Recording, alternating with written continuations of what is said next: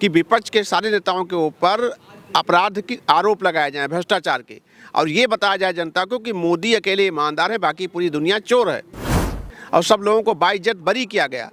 आदरणीय हेमंत सोरेन जी हो या शरद पवार जी का भतीजा हो या ममता बनर्जी जी का भतीजा हो या आदरणीय लालू जी हो, लालू जी के केस खुद 2016 में मोदी जी की सरकार सीबीआई ने केस वापस ले लिया था। आज ये दूसरी लड़ाई संविधान को बचाने की है, युवाओं के भविष्य को सुरक्षित करने की है, किसानों की स्थिति को सुधारने की है, महिलाओं की सुरक्षा की है, आदिवासियों, मजदूर, गरीबों को हक को बचाने की है। ये लड़ाई भी कांग्रेस पार्टी इंडिया के नेतृत्व में जीतेगी। नमस्कार, आप देख रहे हैं लाइव यूपी न्यूज़ 24 और मैं हूं आपके साथ रवि श्रीवास्तव। इस वक्त हमारी मौजूदगी है लखनऊ के कांग्रेस कार्यालय में। हमारे साथ बातचीत करने के लिए हैं विजेंद्र कुमार, जो कांग्रेस के पूर्व प्रवक्ता हैं। सर, क्या लग रहा है कि पहले बिहार और फिर वेस्ट बंगाल और अब झारखंड, इंडिया गठबंधन को तीन तीन झटका लग रहा है। क्या लग रहा है कि इंडिया गठबंधन फिर एक बार उभर रहा है या चुनाव के वक्त और भी ज़्यादा ये मुश्किल में पड़ने वाला है? देखिए, इंडिया गठबंधन 2024 में सरकार बनाने जा रहा है। बिहार में कांग्रेस पार्टी, आरजेडी और वामपंथियों का गठबंधन बहुत स्ट्रांग है। नीतीश जी हमारे साथ नहीं थे, तब भी बिहार के विधानसभा चुनाव में मात्र 7 सीटों से हम सरकार बनाते बनाते रह गए थे। हमारे और उनके वोट परसेंट में आधे % का अंतर था मात्र, दोनों गठबंधन में, बीजेपी के गठबंधन में और हमारे गठबंधन में। नहीं, तो जैसे आपने कहा कि नीतीश कुमार की सरकार, क्या वजह रही है जैसे कि अचानक से सरकार बदल गई? नीतीश कुमार अभी इंडिया गठबंधन के साथ थे, अब अचानक से सरकार बदली और फिर वो एनडीए के साथ चले गए। देखिए, आदरणीय नीतीश कुमार जी तुनुक मिजाज टाइप के स्वभाव के आदमी हैं और ये चौथी बार उन्होंने गठबंधन को बदला है। 2 बार हमारे साथ रहे हैं, 2 बार उनके साथ रहे हैं। तो ऐसे कि हम चूँकि उनके साथ सरकार चलाए हैं, वो हमारी गठबंधन में मुख्यमंत्री थे, तो उनके बारे में मैं कोई हल्की बात नहीं करना चाहता। लेकिन जो लड़ाई आदरणीय राहुल गांधी जी ने शुरू किया है, बेरोजगारी को लेकर के, अग्निवीर योजना को लेकर के, किसानों को लेकर के, महिला अधिकारों को लेकर के, वो जो देश की संपत्तियों को 2-3 पूंजीपतियों को सौंपा जा रहा है, आदिवासियों के हक मारे जा रहे हैं, वो लड़ाई बहुत मुश्किल है। और उस मुश्किल लड़ाई में हर आदमी हमारा साथ देगा इसकी गारंटी नहीं है, क्योंकि मोदी जी की जो सहयोगी हैं ईडी और सीबीआई, वो बीजेपी के कार्यकर्ता के रूप में आक्रामकता के साथ सब पर धावा बोल रहे हैं, हमला कर रहे हैं। सबकी अपनी अपनी मजबूरियां हैं। तो राहुल जी निडरता के साथ सड़क पर लड़ रहे हैं और हम लड़ाई जीतेंगे। ये लड़ाई बिल्कुल भारत के स्वतंत्रता आंदोलन की बात है। उस समय भी मुस्लिम लीग, हिंदू महासभा, आरएसएस, इन सब लोगों ने कांग्रेस पार्टी का विरोध किया था। सब लोग एक साथ मिलकर के अंग्रेज़ों का साथ दे रहे थे, फिर भी हमने देश आज़ाद कराया। आज ये दूसरी लड़ाई संविधान को बचाने की है, युवाओं के भविष्य को सुरक्षित करने की है, किसानों की स्थिति को सुधारने की है, महिलाओं की सुरक्षा की है, आदिवासियों, मजदूर, गरीबों को हक को बचाने की है। ये लड़ाई भी कांग्रेस पार्टी इंडिया के नेतृत्व में जीतेगी। जैसे कि आपने कहा कि ये लड़ाई जीतने के लिए है, इंडिया पूरे युवाओं को एक न्याय दिलाने के लिए है।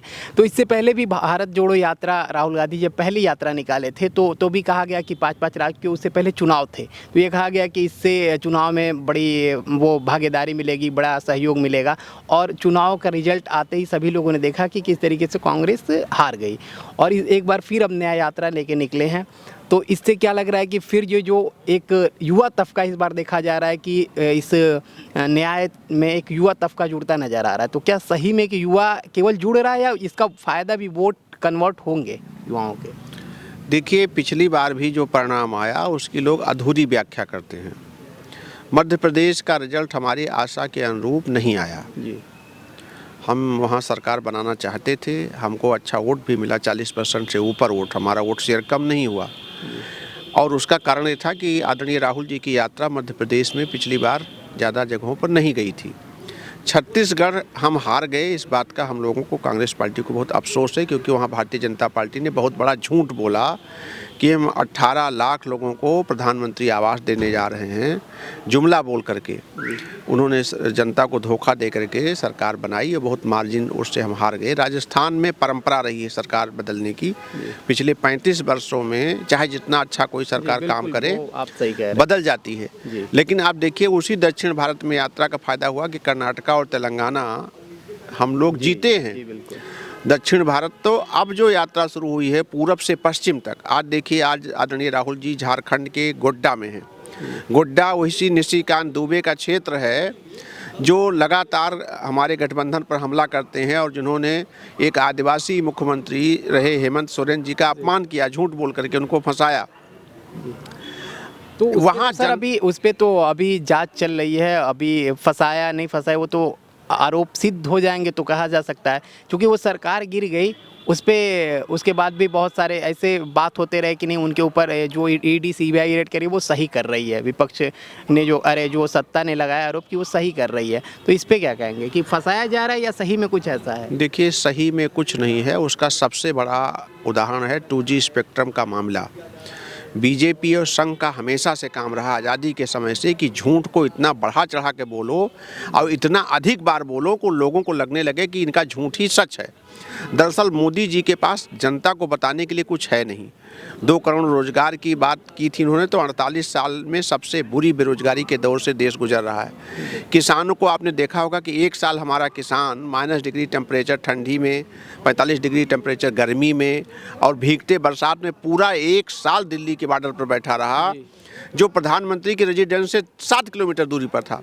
लेकिन प्रधानमंत्री जी ने उनसे संवाद नहीं किया। बाद में एक कमेटी बनाई गई और उसको कानून उन्होंने वापस लिया, लेकिन आज भी उस कमेटी ने अपनी रिपोर्ट सबमिट नहीं की और उसमें किसान को नहीं रखा गया है, सब अधिकारियों को उसमें भर दिया गया है।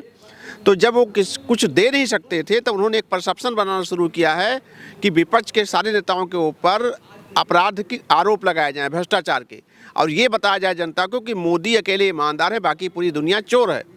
जैसे 2G स्पेक्ट्रम का कितने हज़ार करोड़ का घोटाला हुआ, क्या हुआ, माननीय सर्वोच्च न्यायालय ने कहा कि पूरा आंकड़ा ही हाइपोथेटिकल था और सब लोगों को बाइज्जत बरी किया गया।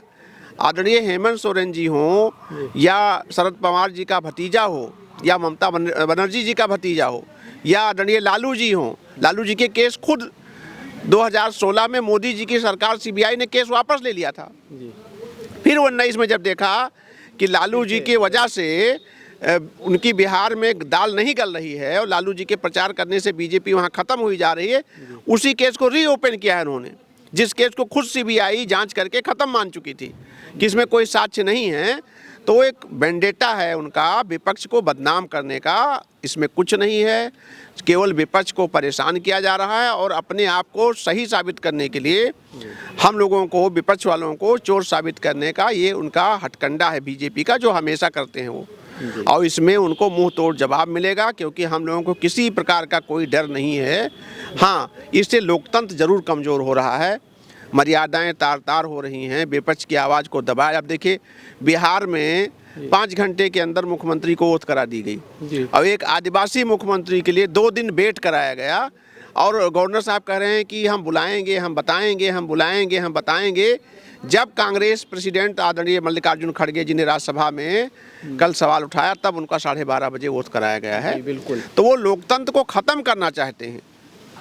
और सर जाते जाते एक लास्ट सवाल ये है कि इंडिया गठबंधन जो अब और मजबूती के साथ आगे आना चाहिए उसको, लेकिन अब पश्चिम बंगाल में अगर देख लीजिए तो ममता बनर्जी अकेले ही लड़ने की बात कर दी हैं और बिहार में आप देख लीजिए सरकार ही चली गई। तो नीतीश भी एक बड़े चेहरे थे इंडिया गठबंधन के और टीएमसी की ममता बनर्जी भी बड़ी चेहरे थी और कांग्रेस के तो राहुल गांधी एक पदयात्रा लेके निकले ही निकले। तो इंडिया गठबंधन को चुनाव के वक्त और मजबूती के साथ लड़ना चाहिए, लेकिन ये तो बिखरता हुआ नज़र आ रहा है। तो आप अभी कह रहे हैं कि इंडिया गठबंधन और बीजेपी को हराएगा, तो ये तो बड़ा मुश्किल लग रहा है। देखिए, मैं 87 से राजनीति में हूँ। मैंने 89 का गठबंधन देखा है, 96 का गठबंधन देखा है, 99 का गठबंधन देखा है, 2004 का देखा है, 14 का देखा है, 19 का देखा है और अब मैं 24 का देखने जा रहा हूँ। गठबंधन जब विपक्ष का होता है तो उसमें इस प्रकार के किंतु परंतु नाराज़गी और खुशी आती है, क्योंकि हम सत्ता में नहीं हैं। और हर पॉलिटिकल पार्टी जो होती है ज़्यादा से ज़्यादा गेन करना चाहती है, ज़्यादा से ज़्यादा हिस्सा चाहती है, तो ये प्रेशर पॉलिटिक्स करती है दबाने के लिए, अपनी बात मनवाने के लिए। ये सब चीज़ें जब चुनाव घोषणा होगा सब सुलट जाएंगी और इंडिया गठबंधन बहुत मजबूती से न केवल लड़ेगा बल्कि जीत करके देश की जनता को एक बेहतरीन सरकार प्रोवाइड करेगा, जैसे 2004 से 14 तक आदरणीय डॉक्टर मनमोहन सिंह जी ने दिया था। जी, बहुत बहुत शुक्रिया। तो ये थे हमारे साथ विजेंद्र कुमार सिंह, जिन्होंने अपनी बड़ी बेवगाई से बात रखी। ये कांग्रेस के पूर्व प्रवक्ता भी रह चुके हैं और इन्होंने कहा कि इंडिया गठबंधन इस बार 2024 में बड़े ही शानदार तरीके से जीत दर्ज करेगा।